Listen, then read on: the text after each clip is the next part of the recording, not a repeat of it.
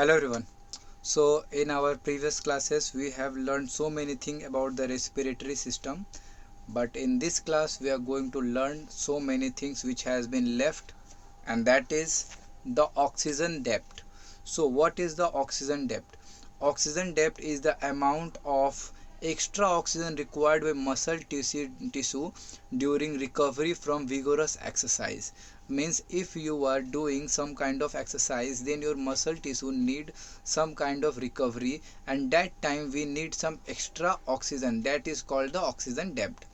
Thereafter, the another term which has been used here is the lactic acid accumulation. So what is lactic acid? Lactic acid is formed and accumulated in the muscle under condition of high energy demand and rapid fluctuations of the energy requirement and insufficient supply of O2. During intense exercise sustained to fatigue, muscle pH decreases to about 6.4 to 6.6.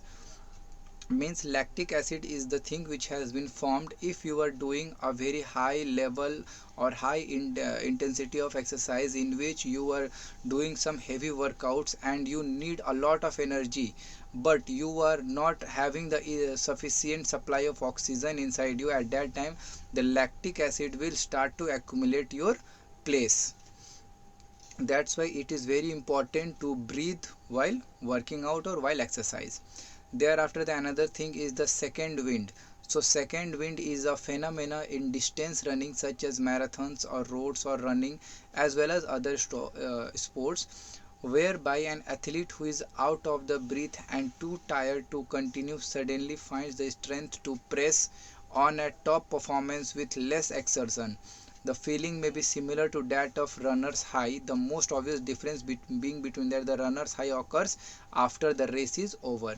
Means second wind is a phenomena in which if you are running a marathon and you are running a lot, means you are running like up to 10 kilometers, like, so at that time you will what, in the beginning of the running you will feel very tired, but after being running a while, means after being running to 2 kilometer to 3 kilometer, thereafter you will feel good and you will feel like yes, you can run more with your a lot of workout or lot of exercise you can do. But that point is called the second wind. Okay, and some scientists also believe that the second wind to be the result of body finding the proper balance of oxygen to counteract the buildup of lactic acid in the muscles. Means the scientists basically think that it happens due to the counteract of buildup of lactic acid. Means if you are taking the oxygen accurately and in the sufficient manner, then the muscles will release that much of lactic acid which help you to get more energy, and that is the main reason for the second wind. But some people are also claim that second winds are due to the endorphin production. So let me tell you, endorphin is a case in which you will get some kinds of ability to do some work without any kind of tiredness. Okay, so what are the composition of the inspired and expired air? So in the inspired air we can see the composition is 20.14% and the expired air is 16.3%. Means there has been a loss of 4% in between them. Then if we'll go for the carbon dioxide, we can see the amount of carbon dioxide in the inspired air is 0.3 to 0.4, but in the expired air the carbon dioxide is 4%, which is quite high. And thereafter the another thing we can see the nitrogen is almost similar, and the water vapor we take is low, but if we release it will become high. Thereafter we can also see there has been some kind of volumes is also present, like how much volume we can basically constituent in our vital capacity, and that is 4500 milliliter.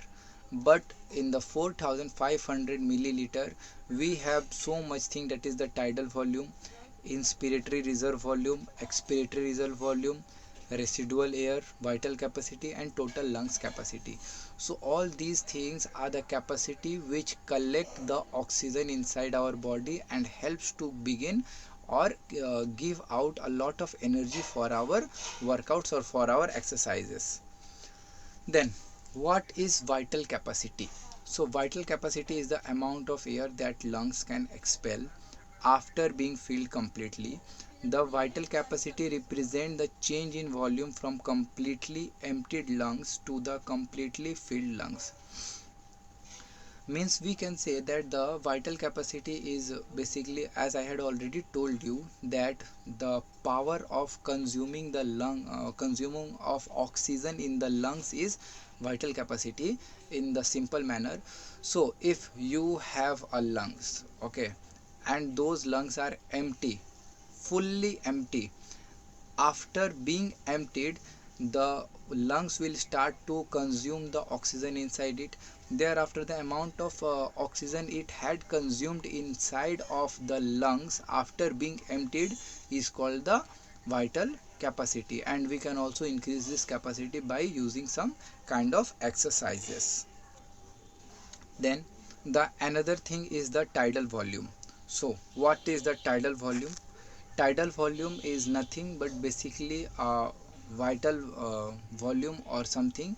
It also represents the lungs volume from the normal of the air displaced between the normal inhalation and exhalation, where extra effort is not applied.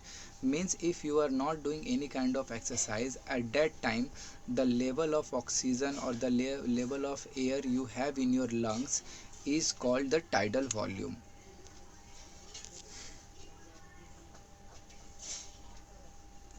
So thereafter, in a healthy or young human adult, the tidal volume is approximately 500 milliliter per inspiration to 7 milliliter per kg of the body mass. Means it is around, like if your body weight is 70 kg, then you need 70 into 7 means 490 milliliter of tidal volume inside your body. Okay.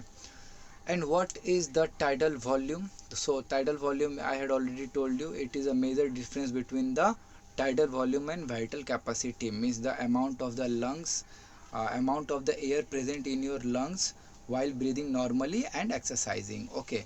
And vital capacity is the maximum air you can contain in your lungs, that is called the vital capacity. Now there has been a two types of respiration. The first one is aerobic respiration and the second one is anaerobic respiration. So we can see that in animals there is normally aerobic respiration using oxygen, and anaerobic respiration means in the absence of oxygen. So basically we are the humans, you need the aerobic respiration means using the oxygen, but there has been some kind of worms or other things which need the anaerobic respiration, like without the oxygen, and the example of that is tapeworms, as you can see in the first line. Then but temporary anaerobic respiration may occur even in our body in the fast working skeletal muscles during continuous physical exercise, as in fast running, walking over long distance, swimming, wrestling, weightlifting. Our muscle work too fast and they do not get enough oxygen. So at that time the fatigue experienced after such physical exercise is due to the chemical called lactic acid accumulated in the muscle due to the lack of oxygen, a condition which may be called oxygen debt. So we can also say that not permanent but temporarily sometimes our body also get to the anaerobic respiration, because if you are doing some kind of heavy workout like you are swimming or running or like some other kinds of weightlifting also, so at that time your body need lot of oxygen, but you are not giving a lot of oxygen to your body, and that's why it will give you a fatigue type of experience. Means you will always feel some kind of tiredness, and that is happen because when your body is not getting some amount of oxygen, I mean the amount of oxygen it needed, then it will release the lactic acid in the muscles, and that lactic acid will lead to the oxygen debt. But when you rest after the exercise, the lactic acid get oxidized by the oxygen which is now available in your body, and thereafter that oxygen debt will be cleared by producing carbon dioxide. Okay. So it is a basic concept that if you are working out very hard, you need a lot of oxygen. Thereafter, working so hard, you need to take rest so that your muscles will remove all those lactic acid from your body. Thereafter, benefits of exercise on the respiratory system. So what are the benefits of the exercise? So first of all, it will increase the tidal volume and vitality. Thereafter, respiratory muscles become strong, and it also increase your aerobic endurance, means you can just get, or just as I can say, you can adapt the oxygen supply. If there is a place, in a place where you will get a low amount of oxygen, then at that place you can also survive. But if there is a place where you will get so much of oxygen, at that place you can also survive. That is basically means endurance, means you will get very, like, you can also have all of you can face all kind of critical situations. The things what I want to mean is, you can face all kinds of critical situations, and that is called due to the aerobic endurance. Thereafter, while workout, we trained our muscles. Okay, so if we will go for the respiratory systems exercises, our muscles is being recovered from the lactic acid, because if we are taking a lot of oxygen, it will give a faster rate of recovery by removing the lactic acid from our muscles. Okay, thereafter, expansion of chest, means if we will do regular exercise, it will help in the expansion of chest, and that means our vital capacity or tidal volume will increase. As I had just mentioned you in before, that we can increase our lungs capacity as well. Thereafter, the next thing is the increase in the number of alveoli. So alveoli is the things which is present in the lungs, and it is basically used to purify the blood. How it is used to purify the blood? It will take all the oxygen from the lungs and just mix it with the blood, and that is called the purification of the blood. Okay, so it will also improved by the respiratory system. And thereafter, we can see in the last term, that is the faster alveoli function, means if we will work out very regular manner and focus on our respiratory system, then it will like help us to mix the oxygen into the blood very fast, and that will improve our body endurance. So we can almost achieve all kind of critical situation, we can survive all kind of critical situations too. Thereafter, it will also help in the faster removal of CO2 from the body, and that is a very important things.